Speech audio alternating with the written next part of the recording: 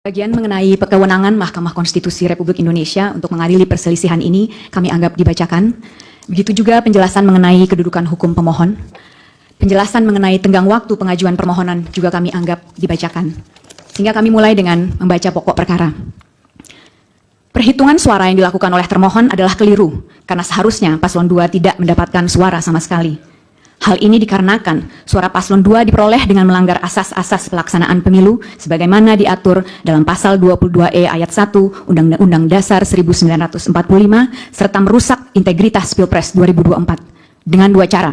Satu, melakukan pelanggaran yang bersifat TSM, dan kedua, melakukan pelanggaran prosedur pemilu. Bentuk pelanggaran yang bersifat TSM yang pemohon permasalahkan dalam permohonan akuo adalah nepotisme yang dilakukan oleh Presiden Joko Widodo yang kemudian melahirkan abuse of power secara terkoordinasi yang bertujuan untuk memenangkan pasangan calon nomor urut 2 dalam satu putaran pemilihan. Sedangkan pelanggaran prosedur pemilu yang dipersoalkan dalam permohonan ini adalah pelanggaran yang terjadi sebelum, pada saat, dan setelah penyelenggaraan Pilpres 2024. Sehubungan dengan pelanggaran TSM yang terjadi dalam Pilpres 2024, pemohon membaginya menjadi 5 bagian. Pertama, apakah Mahkamah Konstitusi berwenang untuk memeriksa pelanggaran TSM yang terjadi? Kedua, apa bentuk pelanggaran PSM yang terjadi dalam Pilpres 2024? Ketiga, bagaimana cara menyikapi pelanggaran TSM yang terjadi dalam Pilpres 2024? Empat, apa dampak dari pelanggaran TSM yang terjadi dalam Pilpres 2024 bagi perolehan suara paslon nomor 2? Yang kelima, apa dampak dari pelanggaran TSM berupa nepotisme yang dilakukan oleh Presiden Joko Widodo selama Pilpres 2024 bagi bangsa Indonesia? Pertanyaan pertama yang akan pemohon jawab sehubungan dengan pelanggaran TSM yang terjadi dalam Pilpres 2024 adalah, apakah Mahkamah Konstitusi berwenang untuk memeriksa pelanggaran TSM yang terjadi? Menurut hemat pemohon, Mahkamah Konstitusi seyogianya memeriksa permohonan akuo yang mempermasalahkan pelanggaran TSM berupa nepotisme yang kemudian melahirkan abuse of power yang terkoordinasi karena dua fakta hukum berikut. Pertama, adanya kekosongan hukum dalam undang-undang pemilu kita. Dan kedua, adanya instrumen penegakan hukum pemilu yang tidak berjalan secara efektif. Pertama, Undang-Undang Pemilu tidak mengatur mengenai nepotisme yang dilakukan oleh Presiden sebagai bagian dari pelanggaran TSM, karena Undang-Undang Pemilu hanya mengenal dua jenis pelanggaran TSM.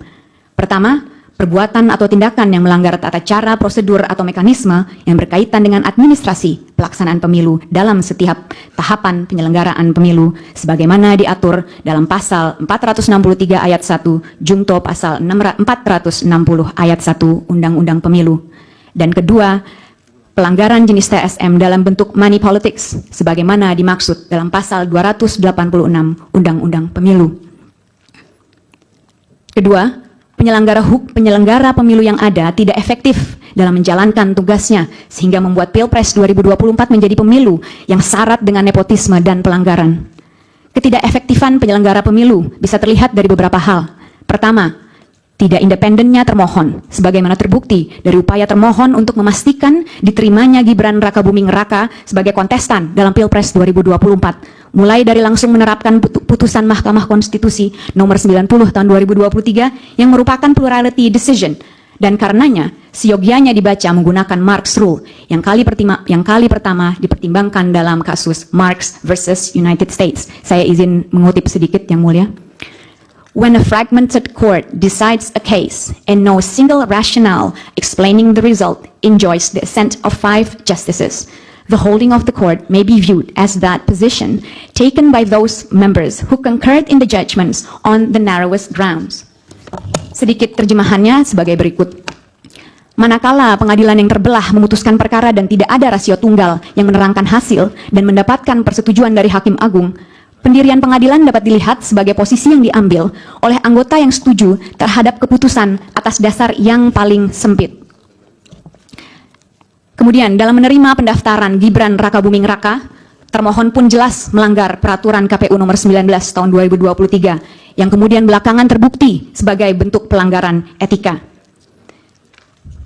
Ketidakefektifan penyelenggara pemilu yang kedua adalah DKPP yang melindungi termohon yang dipimpin oleh Hasyim Asyari yang terbukti dari tidak pernah diberhentikannya Hasyim Asyari dari jabatannya meski sudah 4 kali diputus melakukan pelanggaran etika, yaitu melalui putusan nomor 14 PKE DKPP tahun 2023 tertanggal 30 Maret 2023, putusan nomor 35 dan 39 PKE 2023 tertanggal 3 April 2023, putusan nomor 110 PKE DKPP tertanggal 9 Oktober 2023, dan terakhir di putusan 135, 136, 137, dan 141 PKE tertanggal 5 Februari 2024. Ketidakefektifan ketiga adalah Bawaslu yang tidak efektif dalam menyelesaikan laporan yang disampaikan kepadanya, sebagaimana terbukti dari terlalu formalistiknya Bawaslu dalam menanggapi berbagai pelanggaran yang terjadi di lapangan.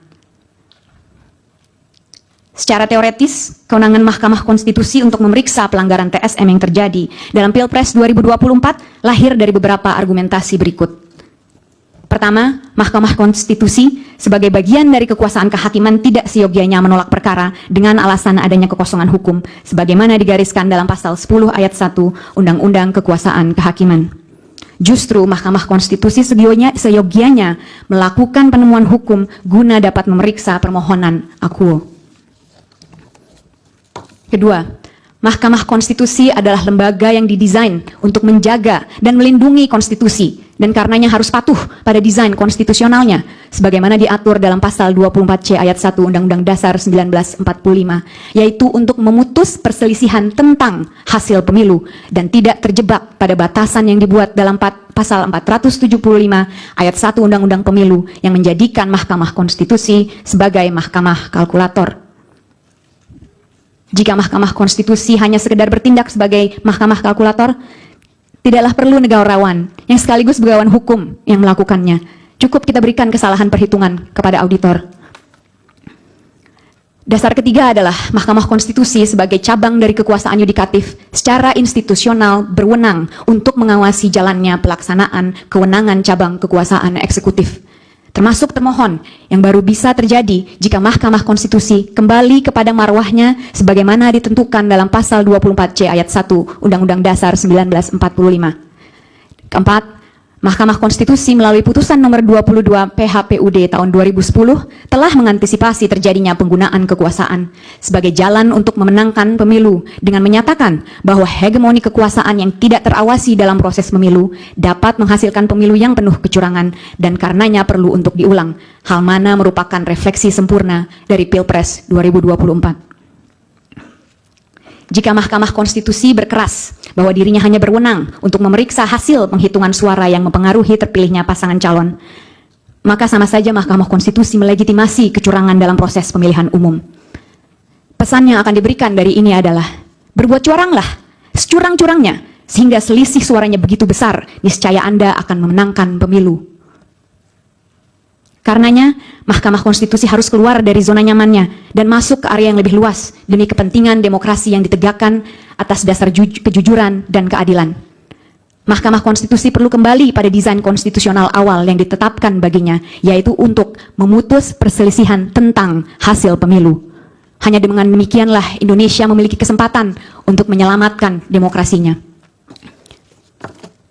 Pertanyaan kedua yang pemohon akan jawab sehubungan dengan pelanggaran TSM adalah, apa saja bentuk pelanggaran TSM yang terjadi dalam Pilpres 2024? Pelanggaran TSM yang dipermasalahkan dalam permohonan akuo adalah nepotisme yang melahirkan abuse of power terkoordinasi yang dilakukan oleh Presiden Joko Widodo semata-mata demi memastikan agar paslon 2 memenangkan Pilpres 2024 dalam satu putaran. Sehubungan dengan pembuktian mengenai ada tidaknya nepotisme, maka penting untuk melihat standar beban pembuktian sehubungan dengan perkara PHPU di Mahkamah Konstitusi, sebagaimana dimuat dalam putusan nomor 1 PHPU Pres tahun 2019, yaitu beban pembuktian formil yang mana beban pembuktian awal dibebankan kepada pemohon dan kemudian beralih kepada termohon.